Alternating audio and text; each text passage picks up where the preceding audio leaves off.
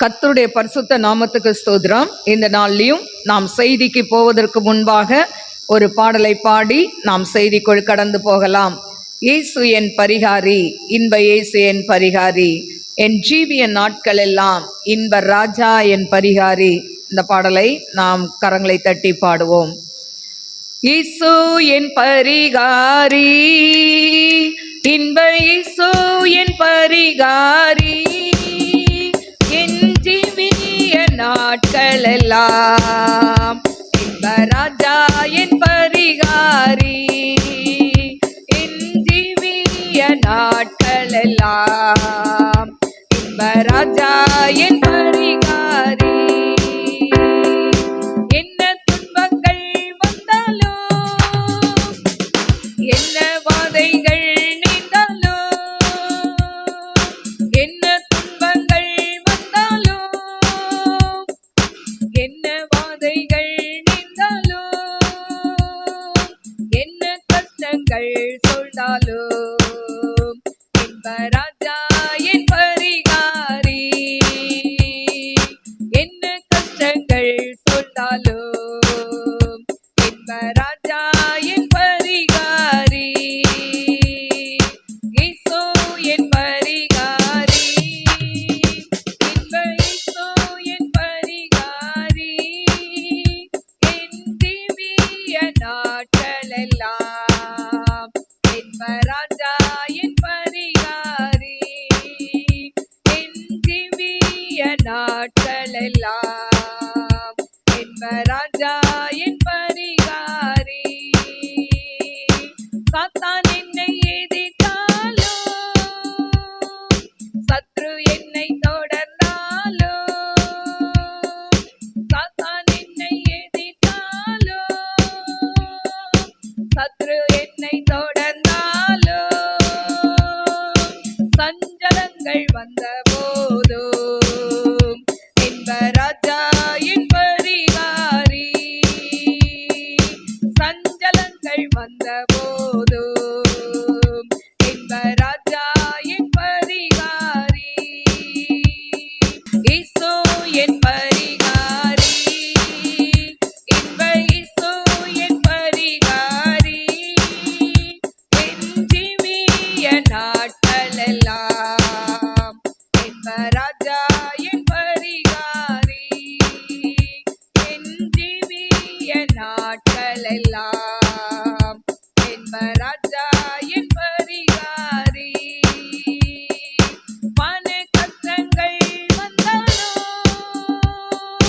மன கஷ்டங்கள் நீந்தாலும், மன கஷ்டங்கள் வந்தாலும், மன கஷ்டங்கள் நீந்தாலும், ஜனம் என்னை வெறுத்தாலும் இன்ப ராஜா என் பரிகாரி, ஜனம் என்னை வெறுத்தாலும் இன்ப ராஜா என் பரிகாரி. இயேசு என் பரிகாரி, இன்ப இயேசு என் பரிகாரி, என் ஜீவிய நாட்கள் எல்லாம் இன்ப ராஜா என் பரிகாரி, என் ஜீவிய நாட்கள் எல்லாம் இன்ப ராஜா என் பரிகாரி. எனக்கென்ன குறை உலகில், என் ராஜா துணை எனக்கு, my Lord. எனக்கென்ன குறை உலகில், என் ராஜா துணை எனக்கு, என் ஜீவிய நாட்கள் எல்லாம் இன்ப ராஜா என் பரிகாரி, என் ஜீவிய நாட்கள் எல்லாம் இன்ப ராஜா என் பரிகாரி. இயேசு என் பரிகாரி, இன்ப இயேசு என் பரிகாரி, என் ஜீவிய நாட்கள் எல்லாம் இன்ப ராஜா என் பரிகாரி, என் ஜீவிய நாட்கள் எல்லாம்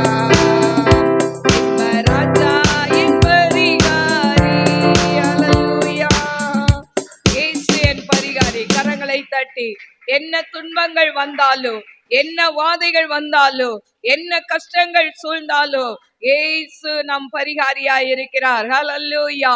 சாத்தான் நம்மை எதிர்த்தாலும், சத்ரு தொடர்ந்தாலும், சஞ்சலங்கள் வந்த போதும் என்பர் ராஜா என் பரிகாரி. ஹல்லேலூயா, ஹல்லேலூயா. ரீபா ரபோ ஷல்பி ஹாதனை ரக்கந்தரால ரபிகரபா தீபா ரபூரியா கன்ஷலோ ரபிகரபா. பண கஷ்டங்கள் வந்தாலும், மன கஷ்டங்கள் நேர்ந்தாலும், ஜனமே என்னை வெறுத்தாலோ ஏசு நம் பரிகாரியா இருக்கிறார். ஹல்லேலூயா. எனக்கென்ன குறை உலகில் பாடினோமே, ராஜா நம்ம கூட இருந்தா இந்த உலகத்துல குறை இல்லையே. என் ஜீவிய நாட்கள் எல்லாம் என் ராஜாதான் என் பரிகாரி, என் ஏசப்பாதான் என் பரிகாரி. அவரை தவிர ஒருத்தரும் இந்த உலகத்தில் இல்லையே. ஹல்லேலூயா. ஓ ரபா லிபா ரபா ஷபா ரபா. நல்ல கரங்களை தட்டி அந்நிய பாஷையில பேசுவோமா? ரீபா ரபா லாக்கா ரபா. ஓ ராமா, நீங்க எங்க பரிகாரியான கர்த்தர் ஆண்டவரே, நீங்க எங்க கூட இருக்கிறீங்கப்பா. இது ஆன்லைன்ல கேட்கிற பிள்ளைகள் கூட ஆண்டவரே அப்பா, கலங்கி தவித்து கொண்டிருக்கிற ஒவ்வொரு பிள்ளைகளுக்கும் நீர் பரிகாரியாய் நீர் கடந்து செல்ல வேண்டுமாறு ஜெபிக்கிறேன் ஆண்டவரே. ஓரியா ஷபா லபா ரிபா ரபா. ஆண்டவரே உமக்கு நன்றி அப்பா. இந்த நாள்ல வந்திருக்கிற ஒவ்வொரு பிள்ளைகளையும் ஆசீர்வதிங்கப்பா. அவனுடைய தேவைகள் சந்திக்கப்படட்டும் ஆண்டவரே. நாம மகிமைப்படட்டும். அடிமை சிலுவை நிழலுக்குள் மறைத்து நீங்க பேசுங்க டாடி. ஒரு மனுஷியுடைய சத்தத்தை அல்ல, தேவ சத்தத்தை பிள்ளைகள் கேட்கட்டும். இயேசுவின் நாமத்தில் கேட்கிறேன் பிதாவே, ஆமென். கர்த்தருடைய பரிசுத்த நாமத்துக்கு ஸ்தோத்திரம். இந்த நாளிலும் செவி கொடுங்கள், தேவனுக்கா பிசாசுக்கா? ஹல்லேலூயா. இன்னைக்கு நம்ம யாருக்கு செவி கொடுக்கணும் அப்படின்றத தான் இன்னைக்கு நாம் தியானிக்க போகிறோம். எனக்கு அருமையான தெய்வ பிள்ளைகளே, முதலாவது ஹெட்டிங் வசனம் நீதிமொழிகள் 7:24. 7:24. ஆதலால் பிள்ளைகளே எனக்கு செவி கொடுங்கள், என் வாயின் வார்த்தைகளை கவனியுங்கள். ஆதலால் பிள்ளைகளே எனக்கு செவி கொடுங்கள், என் வாயின் வார்த்தைகளை கவனியுங்கள். ஹல்லேலூயா. ஆண்டவர் சொல்றாரு, எனக்கு செவி கொடுங்க, என் வாயின் வார்த்தைகளை என்ன பண்ணுங்க, கவனிங்க அப்படின்னு ஆண்டவர் சொல்றாரு. ஹல்லேலூயா. இன்னைக்கு கூட பாத்தீங்கன்னா இந்த உலகத்துல இதுவரை இல்லாத அளவிற்கு விஞ்ஞானம், அதாவது விஞ்ஞானம்னா என்ன அர்த்தம்? அறிவியல், அதாவது சயின்ஸ். இந்த காரியங்கள் பல காரியங்களை கண்டுபிடித்து வளர்ந்து கொண்டிருக்கிற இந்த நாட்கள்ல எனக்கு அருமையான தேவ பிள்ளைகளே, இன்னைக்கு நவ நாகரிகங்கள் பெருகி இருக்கிற இந்த நாட்கள்ல, ஆடம்பரமான உல்லாச விடுதிகள் பெருகி இருக்கிற இந்த நாட்கள்ல எனக்கு அருமையான தெய்வ பிள்ளைகளே, அது மட்டுமல்ல பாத்தீங்கன்னா பொழுது போக்குறதுக்காக பல, அதாவது சுற்றுலா ஸ்தலங்கள், மால்கள், இப்படி பல காரியங்கள், சினிமா தியேட்டர்கள், இப்படி அநேகருடைய, அதாவது அநேக காரியங்கள் இன்னைக்கு இந்த உலகப்பிரமான காரியங்கள் ஜனங்களை கவர்ந்து இழுக்கிற இந்த நாட்கள்ல இன்னும் பாத்தீங்கன்னா அநேக வாலிப உள்ளங்களை கவர்ந்து இழுக்கக்கூடிய, அதாவது பாத்தீங்கன்னா இந்த சோசியல் மீடியா இதுல இருக்கக்கூடிய காரியங்கள், அது மட்டுமல்ல அதாவது ஆபாச படங்கள், யூடியூபை திறந்தா வேண்டாத ஆபாச படங்கள், அநேக வீடியோக்கள். இன்னைக்கு பாத்தீங்கன்னா பிள்ளைகள், படிக்கிற பிள்ளைகள் கூட பாத்தீங்கன்னா அதாவது கேம்ஸ் ஆடுறாங்க, சினிமா பாடல்களை கேட்டு இப்படி அநேக காரியங்களை. அது மட்டுமல்ல வாலிப நாட்கள்ல, அதாவது வாலிப நாட்கள்ல சிலர் என்ன பண்றாங்க, லவ் என்கிற அந்த வலை, மாய வலைக்குள்ள பிள்ளைகள் விழுந்து ஒண்ணு அந்த பிள்ளைங்க படிப்பை இழந்து போறாங்க, அவங்க எதிர்காலத்தை இழந்து போறாங்க. அது மட்டுமல்ல பாத்தீங்கன்னா வாழ்க்கையும் இழந்து போய் கடைசியில் அவங்க என்ன பண்ணிடுறாங்க, மரித்து போகிறதை நாம் பார்க்கிறோம். எனக்கு அருமையான தெய்வ பிள்ளைகளே, இன்னும் சிலர் பாத்தீங்கன்னா ஃபேஸ்புக்கு, ட்விட்டரு, அதுக்கப்புறம் பாத்தீங்கன்னா இன்ஸ்டாகிராம், இப்படி பல காரியங்கள். இன்னைக்கு உலகத்துல பிஸியா இருக்கிறதுக்கு ஜனங்களை பல காரியங்கள் அவர்களை அடிமைப்படுத்தி வைத்திருக்கிறதை பார்க்கிறோம். இன்னும் சிலர் பாத்தீங்கன்னா சிகரெட்டு, அதாவது ஹான்ஸ் இல்லாட்டா குடி, இப்படிப்பட்ட காரியங்கள்ல அடிமையா இருக்கிறதை நாம பார்க்கிறோம். எனக்கு அருமையான தெய்வ பிள்ளைகளை, ஆக மொத்தம் இந்த உலகம் ஒரு என்ன பண்ணுது, ஒரு அதாவது அவசரமான உலகத்துல, அதாவது நேரமே இல்லாத ஒரு உலகத்துல வாழ்ந்து கொண்டு இருக்கிறோம். எனக்கு அருமையான தெய்வ பிள்ளைகளே, இன்னும் படிக்கிற பிள்ளைங்க பாய் ஃப்ரெண்டு கேர்ள் ஃப்ரெண்டுன்னு வைத்து கொண்டு உல்லாசமாய் பைக்ல சுத்தி கொண்டு தங்கள் வாழ்க்கையை அவர்கள் என்ன பண்றாங்க, ஜாலியா கழிக்கிறதை நாம் பார்க்கிறோம். அது மட்டுமல்ல, திருமணமானவர்கள், அதாவது நல்ல மனைவி இருக்கும் பொழுது வேறொரு கணவனை வைத்து கொண்டு, அதாவது வேறொரு மனைவியை, வேறொரு பெண்ணை திருமணம் செய்து கொண்டு, இல்லாவிட்டால் நல்ல கணவன் இருக்கும் பொழுது வேறொரு, அதாவது தொடர்பை வைத்து கொண்டு இன்றைக்கு அவர்களுக்காக தங்கள் பிள்ளைகளை கொலை செய்யக்கூடிய தாய்மார்கள் இருக்கிறதை பார்க்கிறோம். எனக்கு அருமையான தெய்வ பிள்ளைகளே, இப்படி இந்த உலகம் பலதரப்பட்ட பாவ வாழ்க்கையில அடிமைப்பட்டு தங்கள் எதிர்காலத்தையே பாழாக்கி கொண்டிருக்கிற இந்த நேரத்துல ஆண்டவர் உங்களை பார்த்து ஒரு காரியத்தை சொல்றாரு. என்ன சொல்றாரு? அதான் நம்ம வாசித்தோம்ல, ஆதலால் பிள்ளைகளே எனக்கு செவி கொடுங்கள், என் வார்த்தைகளை கவனியுங்கள். ஹல்லேலூயா. இன்னைக்கு இப்படிப்பட்ட உலகப்பிரமான காரியத்துல சிக்கி தவிக்கிற பிள்ளைகள், ஆண்டவரை, நம்மை படைத்த தேவனை நினைக்க அவர்களுக்கு என்ன இல்லை? நேரம் இல்லை. ஜெபிக்க நேரம் இல்லை, வேதம் வாசிக்க நேரம் இல்லை, ஆலயம் செல்ல நேரம் இல்லை. என கருமையான தேவ பிள்ளைகளே, இப்படி கடவுளுக்கு கொடுக்கிற நேரத்தையும் கொடுக்கல, மனுஷனுக்கு கொடுக்கிற நேரத்தையும் ஜனங்கள் கொடுக்க மறந்து வாழ்ந்து கொண்டிருக்கிறார்கள். ஒரு தாய் தகப்பனோடு பேச வேண்டிய பிள்ளைகள் மொபைலோடு பேசி கொண்டு இருக்கிறார்கள். அது மட்டுமல்ல, மனைவியோடு பேச வேண்டிய கணவன் இன்னைக்கு மொபைல்ல என்ன பண்றாங்க, கேம்ஸ் ஆடிக்கிட்டோ மற்ற காரியங்களை ஈடுபட்டு கொண்டோ மனைவி, அதாவது ஒரு வேலைக்காரியை போல இருக்கிற ஒரு அவல நிலையை நாம் பார்க்கிறோம். என கருமையான தெய்வ பிள்ளைகளே, இப்படிப்பட்ட காலகட்டத்துக்குள்ள நாம் ஓடிக்கொண்டு இருக்கிறோம். ஆண்டவர் இன்றைக்கு நம்மை பார்த்து கேட்கிறாரு, பிள்ளைகளே எனக்கு செவி கொடுக்க மாட்டீங்களா, என் வாயின் வார்த்தைகளை கவனிக்க மாட்டீங்களா அப்படின்னு ஆண்டவர் கேட்கிறார். நீதிமொழிகள் 5:7 சொல்லப்பட்டிருக்கு, பிள்ளைகளை இப்பொழுது எனக்கு செவி கொடுங்கள், என் வாயின் வசனங்களை விட்டு நீங்காதிருங்கள். ஆண்டவர் வசனத்தை விட்டு என்ன பண்ணக்கூடாது, நம்ம நீங்க கூடாது. வசனம் ஒவ்வொரு நாளும் நாம் வசனத்தை வாசிக்க வேண்டும், தியானிக்க வேண்டும். ஹல்லேலூயா. அதே போல பாத்தீங்கன்னா லூக்கா 8:18 ஆதலால் நீங்கள் கேட்கிற விதத்தை குறித்து கவனியுங்கள். இன்னைக்கு பாத்தீங்கன்னா, அதாவது ஆலயத்துக்கு நிறைய பேர் வரோம், ஒவ்வொருத்தரும் ஒவ்வொரு விதத்துல என்ன பண்றோம், வசனத்தை கேட்கிறோம். சிலர் சொல்லுவாங்க, இதெல்லாம் எனக்கு இல்ல, இது யாருக்கோ பேசுறாங்க, இது எனக்கு இல்ல, இது யாருக்கோ பேசுறாங்க. இல்ல, எனக்கு அருமையான தெய்வ பிள்ளைகளே, அந்த கேட்கிற விதம், நம்ம எப்படி கேட்கிறோம் வசனத்தை, ஆண்டவரை, அதாவது சர்ச்சுக்கு அநேகர் வரும் பொழுது சிலர் தாகத்தோடு வருவாங்க. ஐயோ வசனம், இப்போ மெசேஜ் நடக்கும், நம்ம போயிடணும் எப்படியாவது, அந்த வாஞ்சையோட ஓடி வருவாங்க. சிலர் போலனா கேட்பாங்களே அம்மா, அதுக்காக ஓடி வருவாங்க. ஆனா எனக்கு அருமையான தெய்வ பிள்ளைகளே, அதுதான் லூக்கா 8:18 சொல்லியிருக்கு, நீங்கள் கேட்கிற விதத்தை குறித்து கவனிங்கள். எப்படி கேட்கிறீங்க, அதுதான் முக்கியம். அதுக்கு எக்ஸாம்பிளா என்னன்னா, அதே அதிகாரத்துல பாத்தீங்கன்னா லூக்கா 8:1 வாசிக்கலாமா?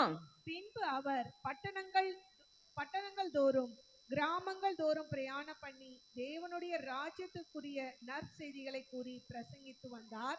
12 அவருடனே கூட இருந்தார்கள். சரி, இப்போ இதுல பாத்தீங்கன்னா ஆண்டவர் வசனங்களை பிரசங்கித்து வருகிறார். அப்போ 12 சீஷர்கள் கூட இருந்தாங்களாம். 2வது வசனத்துல சொல்லப்பட்டிருக்கு, பொல்லாத ஆவிகள் நீங்கின, குணமாக்கின ஸ்ரீகள், 7 பிசாசு நீங்கின மகதலேனா மரியாள், இவங்கெல்லாம் இருக்கிறாங்க. ஆண்டவர் அப்ப பாத்தீங்கன்னா, அது மட்டும் இல்ல, 3வது வசனத்துல சூசனாவின் மனைவியாகிய, அதாவது சூசாவின் மனைவியாகிய யோவனாலும் சூசன்னாலும் தங்கள் ஆஸ்திகளால் அவருக்கு ஊழியம் செய்து கொண்டு வந்த மற்ற அநேக ஸ்ரீகள். இப்ப ஆண்டவரோடு இருந்தவங்க எல்லாரும் அந்த இடத்துல இருக்கிறாங்க. இருக்கும்போது ஆண்டவர் ஒரு ஊமை மூலமாய் அவர் சில காரியத்தை சொல்கிறதை பார்க்கிறோம். அதுல என்ன சொல்லப்பட்டிருக்கு, 4ஆம் வசனத்துல, திரளான ஜனங்கள் அந்த இடத்துல வந்து கூடின போது ஆண்டவர் ஒரு உவமையை கொண்டு என்ன பண்றாரு, ஒரு காரியத்தை சொல்றார். அதாவது விதைக்கிறவன் ஒருவன் விதைக்க புறப்பட்டான். அவன் விதைக்கையில் சில விதை வழி அருகே விழுந்து மிதியுண்டது. ஆகாயத்து பறவைகள் வந்து அதை பட்சித்து போட்டது என்று சொல்லப்பட்டிருக்கு. ஹல்லேலூயா. எனக்கு அருமையான தேவ பிள்ளைகளே, இந்த விதை எதை குறிக்கிறதுனா தேவ வசனத்தை குறிக்கிறது. ஹல்லேலூயா. இப்போ அந்த விதையை எடுத்துக்கொண்டு போறான். போகும்போது அது வழி அருகே அப்படியே சிந்தி போகுது. சிந்தி போன உடனே ஆகாயத்து பறவைகள் என்ன பண்ணுது, அந்த விதையை எடுத்துக்கொண்டு போயிருது. ஹல்லேலூயா. ஆனா இப்படி எடுத்துக்கொண்டு போனதுனால அது என்ன பண்ண முடியல, அந்த விதை வளர முடியல. அப்போ ஒரு சிலர் அப்படிதான் வர்றாங்க, ஆலயத்துக்கு வர்றாங்க, வசனத்தை கேட்கிறாங்க. ஆனா பாதி வழியிலே அதை என்ன பண்ணிடுவாங்க, வீட்டுக்கு போறதுக்குள்ள விட்டுட்டு போயிருவாங்க. அடுத்தது சில விதை கற்பாறை மேல விழுது அப்படின்னு சொல்லப்பட்டிருக்கு. இந்த கற்பாறை மேல விழும்போது அதுக்கு அதிக ஆழம் இல்ல, அந்த விதை மேலேயே விழுது. அதுக்கு ஆழமா போறதுக்கு கல்லா இருக்கனால, மண்ணுனா வேர் உள்ள போகும், கல்லா இருக்கனால வேர் உள்ள போக முடியல. அது வெயில் வந்த உடனே தீந்து போகிறது. இத போலதான் இன்னைக்கு அநேகர் பாத்தீங்கன்னா, அதாவது வசனத்தை கேட்பாங்க, வசனத்தை வாஞ்சிப்பாங்க, ஆனா அதன்படி நடக்கணும்னு சொல்லும் போது அவங்களுக்கு அது பிடிக்காது. அது என்ன பண்ணுவாங்க, அதை அப்படியே விட்டுட்டு போயிடுவாங்க. அடுத்தது சில விதை முள்ளுள்ள இடங்களில் அது விழுகிறது. முள்ளு கூடவே வந்து என்ன பண்ணுது, நெருக்கி அந்த விதையை வளர விடாம பண்ணிருது. இந்த முள் என்னன்னா லௌகீக கவலைகள், உலகப்பிரமான கவலைகள், பாரங்கள், கஷ்டங்கள், நிந்தைகள், அவமானங்கள், இதையெல்லாம் நம்மளை சுத்தி நெருக்கி கொண்டு வரும்போது அந்த முள்ளுள்ள இடத்துல விழுந்த விதை என்ன பண்ணாதான், வளராது என்று சொல்லப்பட்டிருக்கிறது. ஆனா சில விதை நல்ல நிலத்தில் விழுந்து அது முளைத்து அது கூட என்னவா, 1 30 60 100 பலன் கொடுக்குது. 100க்கு 100 பலன் கொடுக்கிறவங்க ஆலயத்துக்குள்ள இல்ல. ஹல்லேலூயா. அந்த வசனத்தை கேட்கும் போது 30, அதாவது 30%, 60 இல்லைன்னா 100. அப்ப பாருங்க, இது எப்படின்னா கேட்கிறவங்களுக்கு அந்த கேட்கிற விதம், அந்த வசனத்தை எப்படி கேட்கிறாங்களோ அப்படிதான் என்ன பண்ணப்பட்டிருக்கு, அந்த காரியம் சொல்லப்பட்டிருக்கு. அதை தான் அந்த இடத்துல நம்ம பார்த்தோம். அதாவது கேட்கிற விதத்தை குறித்து கவனியுங்கள். இப்ப ஆண்டவர் ஓமையா சொன்னாரு, 4 நிலம் சொன்னாரு. அதுல வழி அருகே விதைக்கப்பட்டது, கற்பாறையில விதைக்கப்பட்டது, அந்த முள்ளுள்ள இடத்துல விதைக்கப்பட்டது நல்ல நிலம். ஆனா இதுல வந்து கேட்டவங்க எல்லாரும் என்ன பண்ணாங்க, ஒவ்வொரு விதத்துல கேட்டிருக்கிறாங்க. அதே போலதான் எனக்கு அருமையான தெய்வ பிள்ளைகளே, நம்மளும் ஆண்டவருடைய வார்த்தையை எல்லாம் கேட்கலாம், ஆனா கேட்டு அதன்படி நடக்கிறவர்களாய் நாம் மாற வேண்டும். ஹல்லேலூயா. எனக்கு அருமையான தெய்வ பிள்ளைகளே, அதே போல பாத்தீங்கன்னா ஏசாயா 51:4, என் ஜனங்களே எனக்கு செவி கொடுங்கள், என் ஜாதியாரே என் வாக்கை கவனியுங்கள். அப்போ ஆண்டவருக்கு என்ன பண்ணணுமா, செவி கொடுக்கணும்னு சொல்லப்பட்டிருக்கு. இப்போ எனக்கு அருமையான தெய்வ பிள்ளைகளே, வேதாகமத்துல சில நபர்களை குறித்து நாம் பார்க்கலாம்.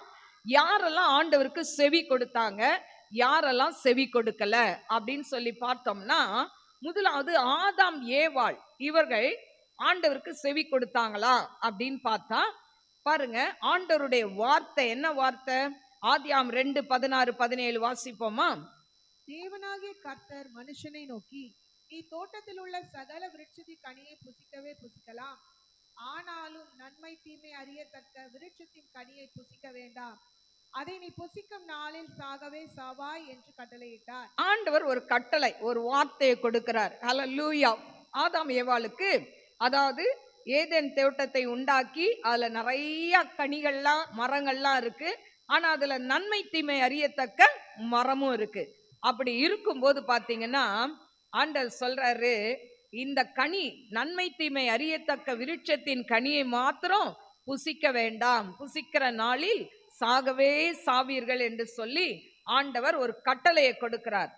ஆனா பாருங்க, ஆண்டவர் பேசும் பொழுது பிசாசு நம்ம கூட என்ன பண்ணும், பேசுவான்.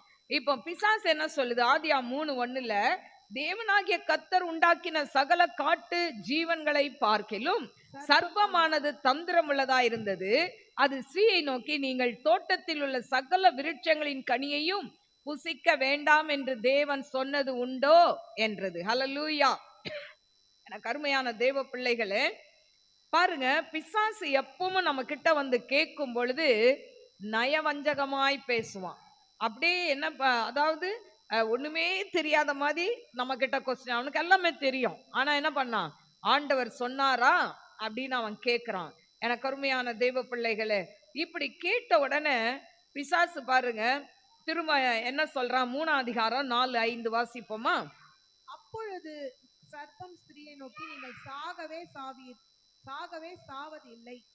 நீங்கள் இதை புசிக்கும் நாளிலே உங்கள் கண்கள் திறக்கப்படும் என்றும் நீங்கள் நன்மை தீமை அறிந்து தேவர்களைப் போல் இருப்பீர்கள் என்றும். பாருங்க, ஆண்டவர் ஒண்ணு சொல்றாரு, நீ புசிச்சேனா செத்துருவேன்றாரு. ஆனா பிசாசு சொல்றான், இல்ல இல்ல, நீ சாப்பிடுற நாள்ல சாகவே சாக மாட்ட, உன் கண் திறக்கப்பட்டு தேவர்களை போல இருப்ப அப்படின்னு சொன்ன உடனே இந்த பிசாசுனுடைய பேச்சுல இந்த ஏவாள் மயங்கி போறா. பாருங்க, என்னைக்குமே அதாவது கண்டிப்பா இருக்கிறவங்க கிட்ட சில நல்ல காரியங்கள் இருக்கும். ஏன் கண்டிக்கிறாங்க? நல்ல வழிக்கு பிள்ளைகள் வரணும்னு கண்டிப்பாங்க. ஆனா அவங்கள பிடிக்காது பிள்ளைகளுக்கு. தாய் தகப்பன் கண்டிச்சா தாய் தகப்பனை பிடிக்காது. பக்கத்து வீட்டு ஆன்டி சொல்லுவாங்க, அவங்க அம்மா இப்படிதாம்மா சொல்லுவாங்க, நீ ரொம்ப நல்ல பொண்ணு அப்படின்னு ஒன்ன இந்த பிள்ளைங்களுக்கு யார பிடிக்கும்? பக்கத்து வீட்டு ஆன்டியை தான் பிடிக்கும். அதே போலதான் ஆண்டவர் ஒரு கட்டளையை கொடுத்து இது செய்யாதன்றாரு, இத சாப்பிட்டீங்கன்னா சாவன்றாரு. ஆனா பிசாசு சொல்றான், இல்ல இல்ல, நீ தேவர்களை போல மாறிடுவ, அதனாலதான் உங்க ஆண்டவர் இதை சாப்பிட வேணாம்னு சொல்லி இருக்கிறாருன்னு அவன் நயவஞ்சகமாய் பேசின உடனே அந்த வார்த்தையில மயங்கி போகுது. இன்னைக்கு பிள்ளைங்க அப்படித்தானே மயங்கிடுறாங்கல்ல. பக்கத்து வீட்டு ஆன்டி அங்கிள்னா ரொம்ப பிடிக்கும். ஏன்னா அவங்க என்ன பண்ணுவாங்க? இவங்களுக்கு சாதகமாவே பேசுவாங்க. இவங்க என்ன தப்பு பண்ணாலும், இல்ல இல்ல, நீ நல்ல பொண்ணு நல்ல பையன் அப்படின்னு சொன்ன உடனே அம்மாவை பார்த்தா சிலருக்கு பிடிக்காது. அதே மாதிரிதான் ஏசப்பாவை பார்த்தா பிடிக்கல. ஆனா அவங்க என்ன சொல்றாங்க? நீ சாவே மாட்ட. பிசாசு சொல்றான் சாவே மாட்ட அப்படின்னு. இவ என்ன பண்றா? அவளும் சாப்பிட்டு தன் கணவனுக்கு கொடுக்கறா. அப்ப ஆண்டவர் சத்தத்துக்கு செவி கொடுத்தாளா? கொடுக்கல. என்ன பண்ணிட்டா? ஆண்டவர் சத்தத்துக்கு செவி கொடுக்காம பிசாசினுடைய சத்தத்துக்கு அவ செவி கொடுக்கறா. இப்ப சாப்பிட்ட உடனே அவங்களுக்கு என்ன ஆகுது? அடுத்த நாள் ஆண்டவர் வராரு, பகல் நேரத்துல வராரு. இவங்களை எல்லாம் காணோம், எங்க போனாங்க? எப்பவும் ஆண்டவர் இவங்களோட கூட பேச வருவாரு. ஆனா பேச வரும்போது 8ஆம் வசனம் வாசிமா. பகலில் குளிர்ச்சியான வேளையிலே தோட்டத்தில் உலாவுகிற தேவனாகிய கர்த்தருடைய சத்தத்தை அவர்கள் கேட்டார்கள். அப்பொழுது ஆதாமும் அவன் மனைவியும் தேவனாகிய கர்த்தருடைய சன்னதிக்கு விலகி தோட்டத்தின் விருட்சங்களுக்குள்ளே ஒளித்து கொண்டார்கள். அப்பொழுது தேவனாகிய கர்த்தர் ஆதாமை கூப்பிட்டு, நீ எங்கே இருக்கிறாய் என்றார். இது ஆன் பண்ணலன்னு நினைக்கிறேன். அப்ப பாருங்க, பகல்ல குளிர்ச்சியான வேளையில தோட்டத்துல உலாவுகிற தேவனாகிய கர்த்தருடைய சத்தத்தை கேட்கிறாங்க. கேட்டுட்டு என்ன பண்றாங்க? ஒளிஞ்சிக்கிறாங்க. ஆண்டவர் கேட்கிறார், ஆதாமே நீ எங்கே இருக்கிறாய்? அல்லேலூயா. இன்னைக்கு கூட நம்ம சில நேரம் பாவம் செய்யும் போது நம்ம ஆண்டவருக்கு முன்னால போகவே முடியாது. அல்லேலூயா. பாவம் செஞ்சுட்டு ஆண்டவர் சமூகத்துல போய் உட்கார்ந்தோம்னா நம்ம செஞ்ச பாவம், நம்ம பேசின வார்த்தைகள், நம்ம மத்தவங்களை ஹேட் பண்ண அந்த வார்த்தைகள், அதை தான் என்ன பண்ணோம்? நமக்கு ரிப்பீட் ஆகிக்கிட்டே இருக்கும். ஐயோ நம்ம இப்படி பேசிட்டோமே, அவங்கள திட்டோமே, அவங்கள இதை மாதிரி பண்ணிட்டோமே அப்படின்னு அந்த மனசுக்குள்ள அது ஓடிக்கிட்டே இருக்கும். நம்மளால என்ன பண்ண முடியாது? ஜெபிக்க முடியாது. ஹல்லேலூயா. எனக்கு அருமையான தேவ பிள்ளைகளே, அதனால நம்ம என்ன பண்ணணும்னா, இந்த ஆண்டவர் சத்தத்துக்கு நம்ம என்ன பண்ணணும்? செவி கொடுக்கணும். ஹல்லேலூயா. இப்ப அவங்க செவி கொடுக்கல, இப்ப ஒளிஞ்சுக்கிட்டாங்க. ஆண்டவர் கேட்கிறாரு, அதாவது அப்பொழுது அவர், நீ நிர்வாணி என்று உனக்கு அறிவித்தவன் யார்? புசிக்க வேண்டாம் என்று நான் உனக்கு சொன்னதை ஆண்டவர் கேட்கிறார். நான் புசிக்க வேணான்னு சொன்னனே, அதை என்ன பண்ண? புசித்தியா அப்படின்னு கேட்கிறாரு. கேட்ட உடனே அது ஆதாம் சொல்றான், இல்ல, என் கூட இருக்கும்படி தேவரீர் தந்த இந்த ஸ்ரீ ஆனவள் கொடுத்தா. அவ சொல்றா, இல்ல, சர்ப்பம் என்னை வஞ்சித்ததுன்றா. அல்லேலூயா. எனக்கு அருமையான தேவ பிள்ளைகளே, இப்படி இவங்க ஆண்டவருடைய கட்டளையை மீறினதுனால, ஆண்டவருடைய வார்த்தைக்கு செவி கொடுக்காததுனால இவங்களுக்கு என்ன ஆச்சு? ஆண்டவர் சாபத்தை கொடுக்கிறார். ஹalleluya. எனக்கு அருமையான தெய்வ பிள்ளைகளே, என்ன சாபம்? சர்ப்பத்துக்கு சாபத்தை கொடுக்கிறார். ஆதியா 3:14-15 நீங்க வாசித்து பாருங்க.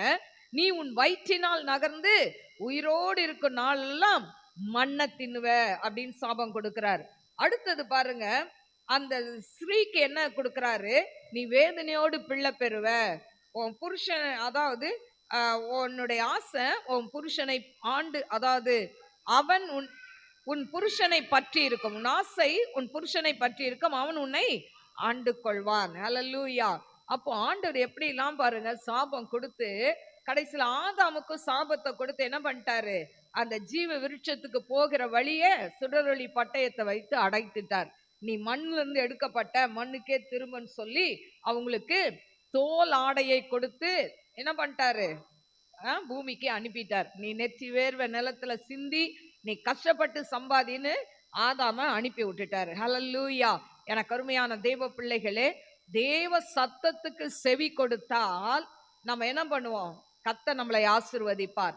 ஆனா பிசாசு சத்தத்துக்கு செவி கொடுத்தோமானால் இந்த ஆதாம் ஏவாளுக்கு வந்த சாபத்தை தான் நமக்கும் ஆண்டவர் தருவார். ஹalleluya. அதனால இந்த புது வருஷத்துல தேவ சத்தத்துக்கு செவி கொடுப்போம். அவர் வார்த்தைக்கு நாம் செவி கொடுப்போம். அவர் வார்த்தையின்படி நம்ம என்ன பண்ணணும்? நடக்கணும். இரண்டாவது ஒரு நபரை உங்களுக்கு சொல்ல விரும்புகிறேன். பாருங்க, எனக்கு அருமையான தேவ பிள்ளைகளே, இஸ்ரவேல் ஜனங்கள் தேவனுக்கு செவி கொடுத்தார்களா அப்படின்னு கேட்டா, இஸ்ரவேல் ஜனங்களை ஆண்டவர் பாருங்க எகிப்து தேசத்திலிருந்து அந்த 10 விதமான வாதைகளை கொடுத்து அங்கிருந்து என்ன பண்றாரு? வெளியே கொண்டு வராரு. கொண்டு வந்து சொல்றாரு. யாத்ரா 3:8 வாசிமா.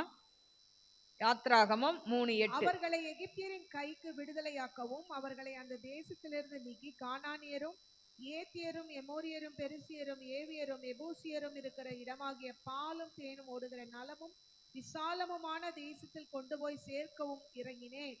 இப்பொழுதும் இஸ்ரவேல் புத்திரரின் கூக்குரல் என் சந்ததியில் வந்து எட்டினது.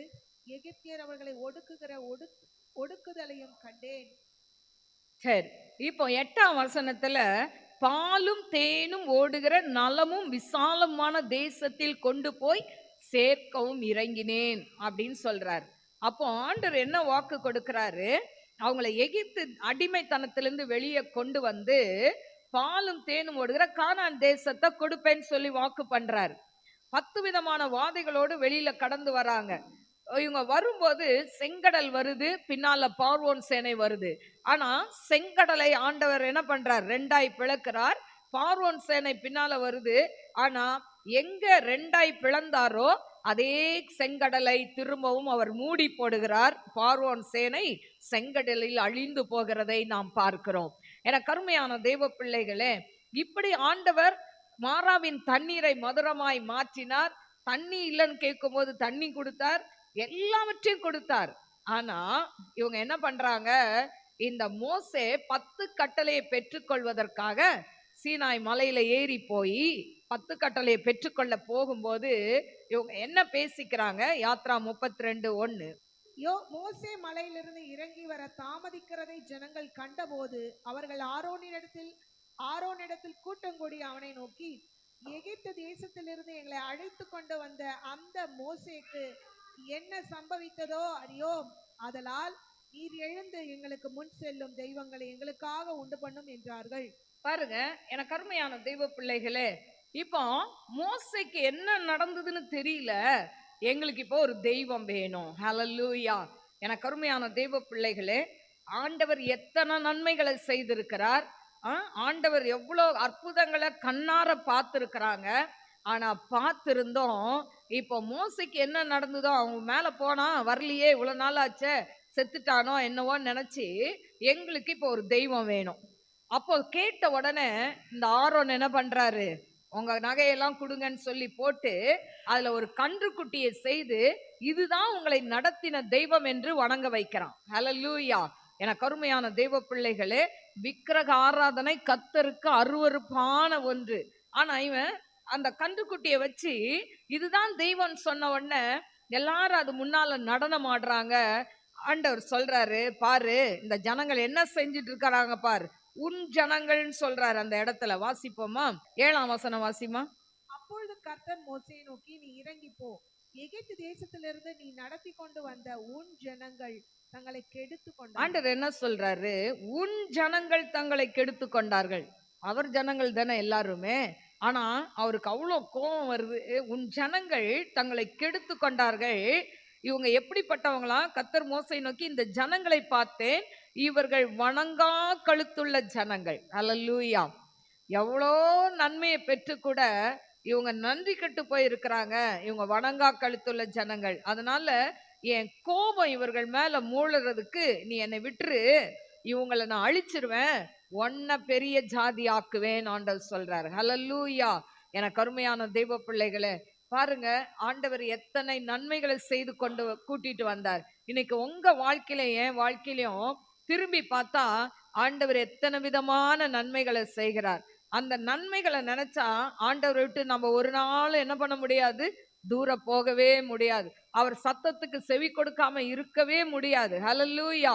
அப்ப பாருங்க, இவங்க இப்படி செஞ்ச உடனே இந்த மோசே என்ன பண்றான்னா ஆண்டவர்ட்ட பரிந்து பேசுகிறதை பார்க்கிறோம். ஹல்லேலூயா. அவன் 11ஆம் வசனத்துல பாத்தீங்கன்னா, மோசே தன் தேவனாகிய கர்த்தரை நோக்கி, கர்த்தாவே தேவரீர் மகா பலத்தினாலும் வல்லமை உள்ள கையினாலும் எகிப்து தேசத்திலிருந்து புறப்பட பண்ணின உம்முடைய ஜனங்களுக்கு விரோதமாக உம்முடைய கோபம் பற்றி எரிவதென்ன? ஆண்டவரே, நீங்க தானப்பா இந்த ஜனங்களை கொண்டு வந்தீங்க, இவங்களை வனாந்திரத்துல அழிக்கவா கொண்டு வந்தீங்க அப்படின்னு சொல்லி அவன் பரிந்து பேசுகிறதுனால ஆண்டவர் செய்ய நினைத்த தீங்கை செய்யாதபடி பரிதாபம் கொண்டார் என்று சொல்லி 14ஆம் வசனத்துல சொல்லப்பட்டிருக்கு. எனக்கு அருமையான தெய்வ பிள்ளைகளே, பாருங்க, ஆண்டவர் அவங்கள அழிக்கல, ஆனா அவங்க செய்த தவறுக்கு அவங்க தண்டனையை அனுபவித்தாங்க அப்படின்னு நம்ம பின்னால பார்க்க முடியும். ஏன்னு சொன்னா அதுல பாருங்க, அதாவது மோசே ஆண்டவர்ட்ட போய் சொல்றாரு, ஆண்டவரே, இந்த ஜனங்கள் பொன்னினால தங்களுக்கு தெய்வங்களை உண்டாக்கி மகா பெரிய பாவம் செய்திருக்கிறார்கள், ஆனாலும் நீங்கள மன்னிச்சிருங்க, மன்னிக்காட்டா என் பேரை ஜீவ புஸ்தகத்துல இருந்து கிறுக்கி போட்டுருங்கன்றான்.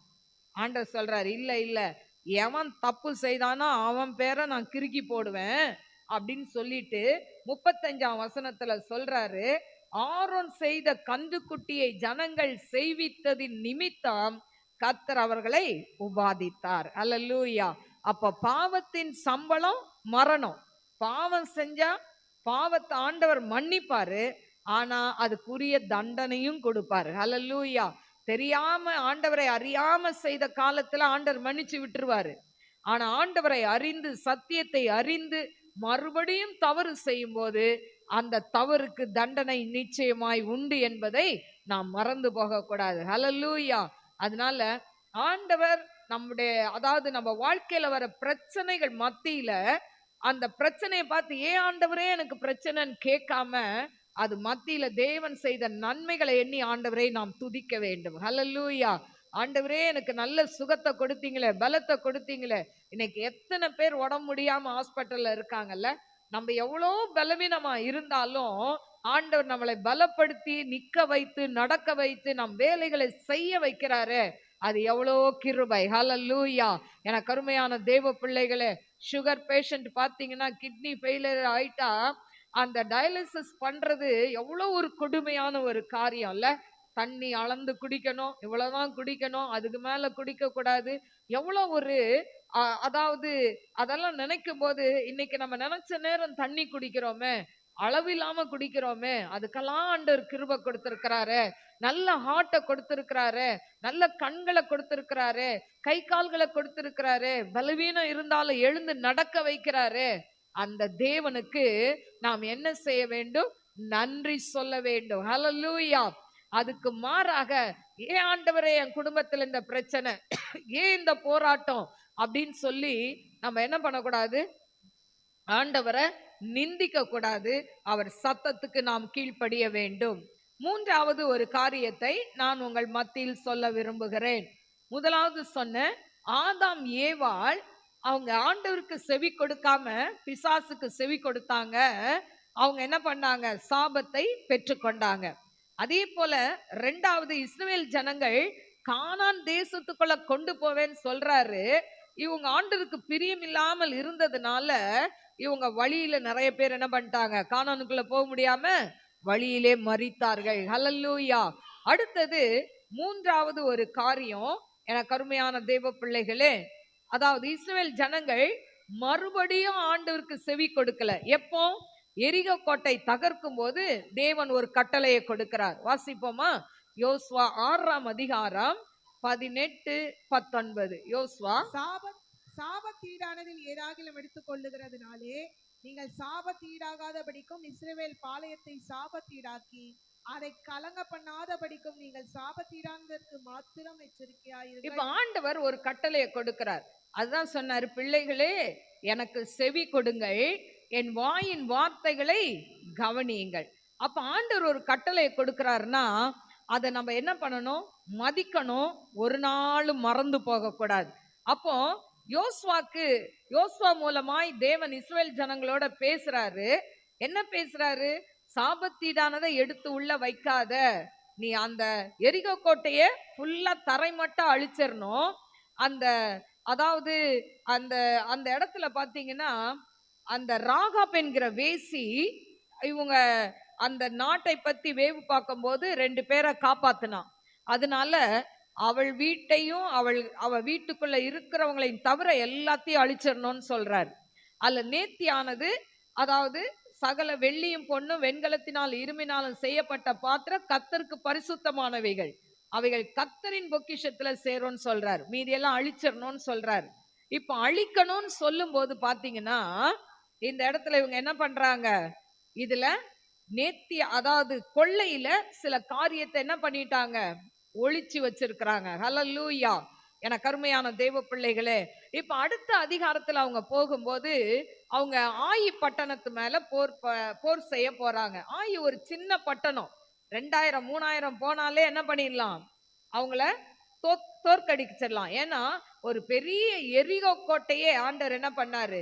7 நாள் அந்த பட்டணத்தை சுற்றி வர சொல்றாரு. அமைதியில சுத்தி வாருங்க அப்படின்றாரு. சுத்தி வராங்க. 7ஆவது நாள் 7 முறை சுத்தி வராங்க. ஆர்ப்பரியுங்கள் என்று சொல்லும் பொழுது எல்லாரும் ஆர்ப்பரிச்ச உடனே அலங்க இடிஞ்சு விழுந்ததுன்னு பாக்குறோம். அப்ப அவ்வளோ பெரிய எரிகோ கோட்டையை தகர்த்தவர்களுக்கு இங்க ஆயி பட்டணம் சின்ன பட்டணம், அதை என்ன பண்ண முடியல? ஜெயிக்க முடியல. காரணம் என்ன? சாபத்தீடானது உள்ள இருக்கு. ஹல்லேலூயா. எனக்கு கருமையான தெய்வ பிள்ளைகளே, பாருங்க, ஒரு அம்மாவுக்கு ரொம்ப கைவலியா இருந்துதான். அவங்க எவ்வளோ ட்ரீட்மெண்ட் எடுத்தாங்களாம், டாக்டர்கிட்ட போனாங்களாம், அந்த கைவலி தீரவே இல்லையாம். ஆனா ஒரு நாள் அவங்க ஒரு இந்து சகோதரி, ஆண்டவரை அறியாதவர்கள். ஆனா பிரசங்கம் கேட்டுட்டு இருக்கும்போது, ஏதோ ஒரு பிரசங்கத்தை கேட்டிருக்கிறாங்க. கேட்கும்போது இத மாதிரி யாருடைய பொருளாவது நீங்க எடுத்து வச்சிருந்தா அதை அவங்க கிட்ட திருப்பி கொடுக்காட்டா அது உங்களுக்கு சாபம்னு சொன்னாராம். இந்த அம்மா ரொம்ப நாளா நினைச்சாங்களாம். ஆண்டவர் அவங்க அதுக்கப்புறம் ஆண்டவரை ஏற்றுக்கொண்ட பிறகு சில காரியங்கள்லாம் அவங்க வாழ்க்கையில நடந்திருக்கு, சக்சஸ் ஆயிருக்கு. ஆனா அந்த கைவலி மட்டும் போகலையாம்.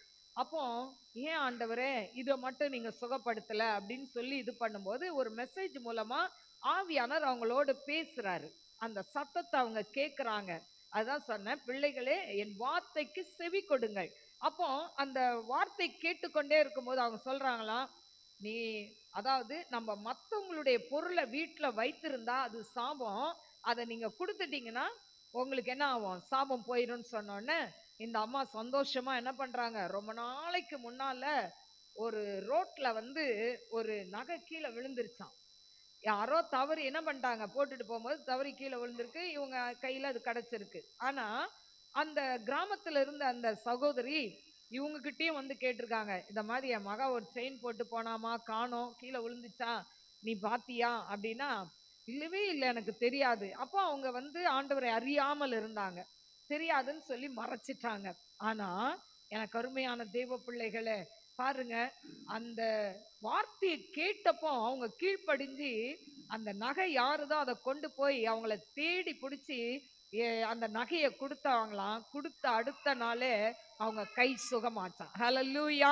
எனக்கு அருமையான தேவ பிள்ளைகளே, சாபத்தீடான காரியம் நம்ம வீட்டுக்குள்ள இருக்கிற வரைக்கும் சில சாபங்கள் நம்மளை பின்தொடர்ந்து வந்துகிட்டே தான் இருக்கும். ஹல்லேலூயா. அது ஒருவேளை மற்றவங்களுடைய நகையா இருக்கலாம், சின்ன ஒரு மூக்குத்தியா கூட இருக்கலாம், இல்ல கம்மலா இருக்கலாம். சிலர் வட்டிக்கு கொடுக்கும்போது அவங்க கிட்ட அடமானமாய் வாங்கி வீட்டுல வச்சிருப்பாங்க. அவங்க பொருள் உங்க வீட்டுல இருக்குதான்னு கொஞ்சம் யோசித்து பாருங்க. ஆண்டவரை ஏற்றுக்கொள்ள முன்னால அப்படி ஏதாவது செய்திருந்தா, அந்த மாதிரி சில காரியங்கள் நம்ம வீட்டுக்குள்ள அடுத்தவங்க பொருள் இருந்ததுன்னா அது சாபம். அதை தூக்கி வெளியே விசிறிருங்க. இல்லைன்னா யார்தான் அவங்க கிட்ட அவங்க கிட்ட கொடுத்துருங்க. கொடுத்துட்டா அந்த சாபம் உங்க குடும்பத்துல இருந்து நீங்கும் ஆண்டவர் சொல்றார். ஹல்லேலூயா. எனக்கு அருமையான தெய்வ பிள்ளைகளை, ஆண்டவர் பாருங்க, இத ஜெயிக்க முடியல. யோசுவா என்ன பண்றான்? தலை குப்புற விழுந்து அழுறான். ஆண்டவரே, ஏன் ஏன் தோத்துட்டோம்? இந்த ஆயி பட்டணம் சின்ன பட்டணம் தானே, இதுல போய் தோத்துட்டோமே.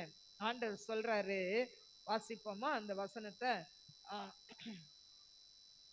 அப்பொழுது கர்த்தர் யோசுவாவை நோக்கி, எழுந்திரு, நீ இப்படி முகங்குப்புற விழுந்து கிடக்கிறது என்ன? இஸ்ரவேலர் பாவம் செய்தார்கள், நான் அவர்களுக்கு கட்டளையிட்ட என் உடன்படிக்கையை மீறினார்கள். சாபத்தீடானதில் எடுத்துக்கொண்டதும் களவு செய்ததும் வஞ்சித்ததும் தங்கள் பண்டம்பாடிகளுக்குள்ளே வைத்ததும் உண்டே. சரி, இப்ப சொல்றாரு ஆண்டவர், நீ ஏன்பா விழுந்து கிடக்குற? ஆனா உன் ஜனங்கள் என்ன பண்ணாங்க? சாபத்தீடானதுல எடுத்து அவங்க கூடாரத்துக்குள்ள ஒளிச்சு வச்சிருக்கிறாங்க அப்படின்றாரு. உடனே ஆண்டவர் திரும்ப சொல்றார், ஆதலால் இஸ்ரவேல் புத்திரர் தங்கள் சத்துருக்களுக்கு முன்பாக நிற்க கூடாமல் தங்கள் சத்துருக்களுக்கு முதுகை காட்டினார்கள், அவர்கள் சாபத்தீடானார்கள். நீங்கள் சாபத்தீடானதை உங்கள் நடுவிலிருந்து நிக்கிரகம் பண்ணாவிட்டால் இனி உங்களோடு இரேன். அல்லேலூயா. எனக்கு அருமையான தேவ பிள்ளைகளே, நம்ம வீட்டுல சாபத்தீடான காரியம், யாருடைய பொருளோ நகையோ இல்லாட்டா பணமோ இல்லாட்டா சொத்தோ மத்தவங்களது அபகரித்து வைத்திருந்தா அது சாபம். தலைமுறைக்கும் வரும் அந்த சாபம், உங்களோட நிக்காது. நீங்க உங்க பிள்ளைகள் பிள்ளைகளுக்கு பிள்ளைகள் தலைமுறை தலைமுறையாய் 4 தலைமுறைக்கு விசாரிப்பேன்னு சொல்றாரு. ஹல்லேலூயா. அதனால நாமே ஆராய்ந்து பார்க்கணும். ஏன் என் குடும்பத்துல இந்த போராட்டம்? ஏன் என் குடும்பத்துல இந்த பிரச்சனை? அப்பா, என் கிட்ட என்ன குறை இருக்கு? என்ன பாவம் இருக்கு? ஆண்டர்ட்ட கேளுங்க. ஒருவேளை தெரியாம சில காரியத்தை செய்திருந்தா ஆண்டர்ட்ட மன்னிப்பு கேட்டு அதை உரியவங்க கிட்ட கொடுத்துட்டீங்கன்னா உங்க குடும்பத்துல இருக்க சாபம் நீங்கும். இப்ப பாருங்க, இப்ப ஆண்டவர் சொல்றாரு, நீ அதை தூக்கி போடாட்டா அவங்க கூட இருக்க மாட்டேன். இப்ப சரின்னு என்ன பண்றாங்க? எல்லாரையும் விசாரிக்கிறாங்க, கோத்திரம் கோத்திரமா விசாரிக்கிறாங்க, அப்புறம் தனியா விசாரிக்கிறாங்க. அப்படி விசாரிக்கும் போது ஆகான் என்கிற ஒரு நபர் மேல சீட்டு விழுது. அந்த காலத்துல சீட்டு போட்டு எடுப்பாங்க. அப்ப ஆகான் என்கிற நபர் தான் இந்த தவறு செய்திருக்கிறான்னு சொன்ன உடனே அவனை கூப்பிட்டு கேக்குறாங்க. கேட்கும் போது அவன் என்ன சொல்றான்? 20-21 வாசிப்போமா? அப்பொழுது ஆகான் யோசுவாவுக்கு பிரயுத்தரமாக, மெய்யாகவே நான் இஸ்ரவேலின் தேவனாகிய கர்த்தருக்கு விரோதமாக பாவம் செய்தேன், இன்ன பிரகாரமாய் செய்தேன். கொள்ளையிலே நேர்த்தியான ஒரு பாபிலோனிய சால்வையும் 200 வெள்ளிச்சேக்கலையும் 50 சேக்கல் நிறையான ஒரு பொன் பாலத்தையும் நான் கண்டு அவைகளை இச்சித்து எடுத்துக்கொண்டேன். இதோ அவைகள் என் கூடாரத்தின் மத்தியில் பூமிக்குள் புதைத்திருக்கிறது, வெள்ளி அதன் அடியில் இருக்கிறது. பாருங்க, அவன் என்னெல்லாம் எடுத்து வைத்து கொண்டானாம்? 50 சேக்கல் நிறையான பொன் பாலம், அதுக்கப்புறம் பாபிலோனிய சால்வை 200 வெள்ளி சேக்கல், இதெல்லாம் எடுத்து இச்சித்து என்ன பண்றான்? தன்னுடைய கூடாரத்துக்குள்ள மறைத்து வைத்து கொண்டான் என்று சொல்லப்பட்டிருக்கு. ஹல்லேலூயா. அப்போ இத வெளியே எடுக்கலன்னா ஆண்டர் கூட இருக்க மாட்டாரு. உடனே அவனை கூப்பிடுறாங்க. அவங்க வீட்டுல ஆகான மாத்திரம் இல்ல, ஆகானுடைய மனைவி, பிள்ளைகள், ஆடு ஆடு மாடு எல்லாத்தையும் கொண்டு வந்து ஒரு இடத்துல நிக்க வச்சு, அந்த காலத்துல கல்லெறிந்து கொல்லுவாங்க. அப்ப என்ன பண்றாங்க? கல்லெறிஞ்சு அப்படியே கற்குவியலாய் அவர்களை மாற்றி விட்டார்கள். ஹல்லேலூயா. அதுல பாருங்க, 24ல சொல்லப்பட்டிருக்கு, அப்பொழுது யோசுவாவும் இஸ்ரவேல் எல்லாரும் கூட சேராகின் புத்திரனாகிய ஆகானையும் அவன் வெள்ளியையும் சால்வையும் பொன் பாலத்தையும் அவன் குமாரரையும் குமார்த்திகளையும் அவன் மாடுகளையும் கழுதைகளையும் ஆடுகளையும் அவன் கூடாரத்தையும் அவனுக்குள் யாவையும் எடுத்து ஆகோர் பள்ளத்தாக்குக்கு கொண்டு போனார்கள். அங்கே யோசுவா, நீ எங்களை கலங்க பண்ணினது என்ன? இன்று கர்த்தர் உன்னை கலங்க பண்ணுவார் என்றான். அப்பொழுது இஸ்ரவேல் எல்லாரும் அவன் மேல் கல்லெறிந்து அவைகளை அக்கினியில் சுட்டெரித்து கற்களால் மூடி அவன் மேல் இந்நாள் வரைக்கும் இருக்கிற பெரிய கற்குவியலை குவித்தார்கள். ஹல்லேலூயா. பாருங்க, ஆண்டவருக்கு செவி கொடுக்காததுனால வந்த தண்டனை. ஹல்லேலூயா. அதனால இன்றைக்கு வந்திருக்கிற நீங்க, இந்த யூடியூப்ல பாக்குறவங்க, ஆண்டவருடைய சத்தத்துக்கு நாம் செவி கொடுக்க வேண்டும். ஹல்லேலூயா. எனக்கு அருமையான தேவ பிள்ளைகளே, யாருடைய பிறனுடைய பொருளை இச்சியாதிருப்பாயாகன்னு இருக்கு. அதே போல பிறனுடைய மனைவியை இச்சியாதிருப்பாயாக. மனைவினா கணவனு தான் அடங்கும். அப்போ இப்படிப்பட்ட காரியங்களை செஞ்சாங்கன்னா உங்க குடும்பத்துல சாபம் தலைமுறை தலைமுறையாய் நிற்கும். அதனால நாம இன்னைக்கு கர்த்தருக்கு முழுமையாய் செவி கொடுக்கிறவர்களாய் மாற வேண்டும். அதுதான் நான் முதல் ஹெட்டிங் சொன்னேன். செவி கொடுங்கள். யாருக்கு? ஒன்னு தேவனுக்கா பிசாசுக்கா? யாருக்கு செவி கொடுக்கிறீங்க? ஆதாம் ஏவாள் தேவனுக்கு செவி கொடுக்கல. ஆண்டவர் சொன்ன கட்டளையை மீறினாங்க. பிசாசுக்கு சர்பத்துக்கிட்ட என்ன பண்றாங்க? சொன்னதை கேட்டு அவங்க வழி மாறி போறாங்க, தண்டனை அனுபவித்தார்கள். அதனால் மனுகுலம் முழுவதும் தண்டனை பெற்றதை பார்க்கிறோம். அதே போல மோசே, அதாவது இஸ்ரேல் ஜனங்கள் 10 கட்டளையை பெற்றுக்கொண்டு வர்றதுக்குள்ள இவங்க என்ன பண்றாங்க? பொன் கன்றுக்குட்டியை வைத்து கொண்டு நடனமாடி கொண்டு இருக்கிறாங்க. ஆனா ஆண்டவர் அவர்களையும் வாதித்தார் என்று சொல்லப்பட்டிருக்கு. மூணாவது, இந்த யோசுவா இவங்க அந்த எரிகோ கோட்டை தகர்த்த பிறகு ஒரு பொருளை எடுக்க கூடாதுன்னு சொல்றாங்க. ஆனா அதுல ஆகான் எடுத்து வைத்ததுனால ஆயி பட்டணத்தை ஜெயிக்க முடியல. கடைசியில அவங்க என்ன பண்றாங்க? அந்த ஆகான் திருடனவன் மட்டும் இல்ல, அவன் குடும்பம் முழுவதையும் வைத்து கல்லெறிஞ்சு கொண்டாங்க. ஒரு வீட்டுல ஒரு நபர் தவறு செய்தாலும் அந்த நபர் மூலம் அந்த குடும்பமே பாதிக்கப்படும். ஹல்லேலூயா. அதனால உங்க வீட்டுல யார் தப்பு செஞ்சாலும் ரட்சிக்கப்பட்ட நீங்க அவங்களுக்காக பரிந்து பேச வேண்டும். ஹல்லேலூயா. ஆண்டவரே, என் கணவன் செய்யற தவற மன்னிங்க, என் மனைவி செய்யற தவற மன்னிங்க, எங்க அப்பா அம்மா செய்யற தவற மன்னிங்க. ஆண்டட்ட மன்னிப்பு கேளுங்க. ஆண்டர் நிச்சயமாய் உங்க குடும்பத்தை உயர்த்தி ஆசிர்வதிப்பார். இன்னைக்கு நம்ம கேட்ட வசனத்தின்படி, ஆதலால் பிள்ளைகளே எனக்கு செவி கொடுங்கள், என் வாயின் வார்த்தைகளை கவனியுங்கள். அப்ப ஆண்டவருக்கு செவி கொடுத்தீங்கன்னா ஆண்டர் நிச்சயமாய் உங்களை இந்த 2026ல தேவன் கொடுத்த வாக்கு தத்தத்தின்படி அவர் என்ன பண்ணுவாரு? நிச்சயமாய் உங்களை ஆசீர்வதிப்பார். ஹல்லேலூயா. அப்போ நித்திய மகிழ்ச்சி உங்கள் தலைமையில் இருக்கும், சஞ்சலமும் தவிப்பும் ஓடி போகும். ஏசாயா 35:10 படி கர்த்தர் நிச்சயமாய் உங்க குடும்பத்தை ஆசீர்வதிப்பார். கண்களை மூடி நாம் ஜெபிப்போம். ஸ்தோத்திரிக்கிற ஆண்டவரே, மகா பரிசுத்தமுள்ள நல்ல தகப்பனே, உமக்கு ஸ்தோத்திரிக்கிற ஆண்டவரே, மகிமையின் தேவனே, உமக்கு ஸ்தோத்திரிக்கிற. இந்த நாள்ல செவி கொடுங்கள் என்கிற தலைப்பின் கீழ் நாங்கள் வேதத்தை தியானித்தோம். ஆண்டவரே, இந்த யூடியூப் மூலம் பார்க்கிற பிள்ளைகளும் இந்த வார்த்தைகளை கேட்டு இந்த வசனத்துக்கு கீழ்ப்படியத்தக்க இருதயத்தை கட்டளையிடுங்க டாடி. உங்க நாமத்தை மாத்திரம் மகிமைப்படுத்துங்க. ரீபா லபோ ரியாத்யா ரபோ லக்க ஷல்பியோதனாய்க்க ரபா. ஆண்டவரே, இன்னைக்கு வந்திருக்கிற பிள்ளைகள் வாழ்க்கையிலையும் சாபத்தீடான காரியங்கள் இருந்தால் தூக்கி எறியட்டும். யூடியூப்ல பார்க்கிற பிள்ளைகள் யாரெல்லாம் ஆண்டவரே சாபத்தீடான காரியங்கள் வீடுகள்ல இருக்குதோ அதையெல்லாம் அலசி பார்த்து தூக்கி எறியட்டும். ஆண்டவரே, உங்களுடைய கருத்துல பிள்ளைகளை தாழ்த்துகிறப்பா. தொடர்ச்சியா வரக்கூடிய சாபங்கள் இந்த குடும்பங்களை விட்டு நீங்கட்டும் என்று ஜெபிக்கிறேன் ஆண்டவரே. பிள்ளைகளுடைய கையின் பிரயாசங்களை ஆசீர்வதிங்க ஏசப்பா. ஆசீர்வதிங்க டாடி. உங்க கிருபை உடைய பிள்ளைகளை தாங்கட்டும் ஆண்டவரே. நாம மகிமைப்படட்டும். ஆவியானந்தாமே பெரிய காரியங்களை செய்யுங்கப்பா. ஆண்டவரே, டிப்ரெஷன்ல இருக்கிற பிள்ளைகளுக்கு அந்த டிப்ரெஷன்ல இருந்து விடுதலையை கொடுங்க. ஏசு கிறிஸ்து நாமத்தில் அந்த டிப்ரெஷன் ஆவி அவர்களை விட்டு விலகட்டும் ஆண்டவரே. கடன் பிரச்சனையில இருக்கிற பிள்ளைகளுக்கு கடன் பாரத்திலிருந்து விடுதலையை கொடுங்க ஆண்டவரே. அப்பா, வேலையில்லாத பிள்ளைகளுக்கு வேலையை கொடுங்க. இந்த வருஷம் திருமணமாகாத பிள்ளைகள் அநேகருக்கு இந்த வருஷத்துல திருமண காரியங்கள் வாய்க்கட்டும் என்று செபிக்கிறேன் ஆண்டவரே. எல்லா தடைகளையும் உடைத்து போடுங்கப்பா. பிள்ளைகளை பொருளாதாரத்துல ஆசீர்வதிங்க, ஆவிக்குரிய வாழ்க்கையில ஆசீர்வதிங்க. நாம மகிமைப்படட்டும். இயேசுவின் நாமத்தில் கேட்கிறேன் பிதாவே, ஆமென். God bless you. God bless